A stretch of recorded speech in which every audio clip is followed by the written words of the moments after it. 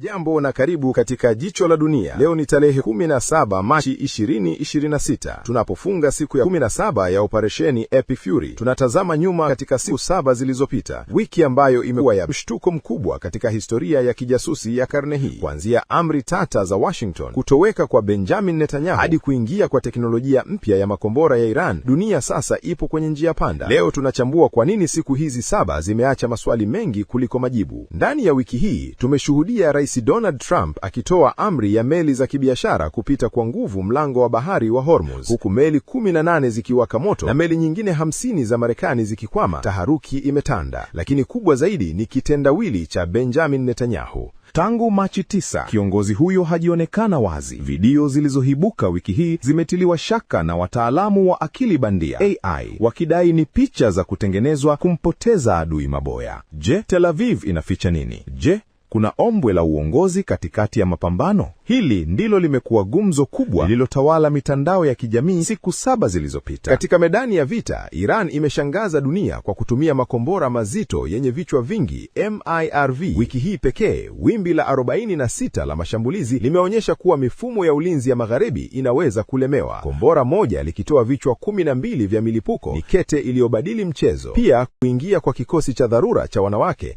the Amazon Unit, kumeongeza beze ya kijasusi, ikionyesha kuwa Teheran yumejipanga kwa kila hali. Wakati bei ya mafuta igusa dola 115 kwa pipa, saini ya maumivu ya kiuchumi inaanza kuhisiwa mpaka kwenye mifuko ya walipa kodi wa Marekani. Uchambuzi huu ni sehemu ndogo tu ya kile kinachoendelea. Kwa habari za kina zaidi, picha za satellite zisizofichwa na dondoo za kijasusi ambazo huzipati kwingine, na kuomba sasa hivi ujiunde nasi kwenye chaneli yetu ya YouTube ya Maarifa TV. Huko tutakuwa na vipindi virefu, majadiliano ya moja kwa moja na uchambuzi wa kiufundi wa kila silaha inayotumika Hormuz. Usibaki nyuma, nenda YouTube, tafuta Maarifa TV na usubscribe, kisha bonyeza kengele ya taarifa. Na kabla sijaondoka, kumbuka kulinda afya yako. Katika kipindi cha presha na habari nzito, mfumo wa chakula chako unahitaji kinga. Ngotamak ndiyo suluhisho lako. Piga 0788667877 kupata dozi yako leo. Tukutane YouTube Maarifa TV kwa mambo mengi zaidi. Chao.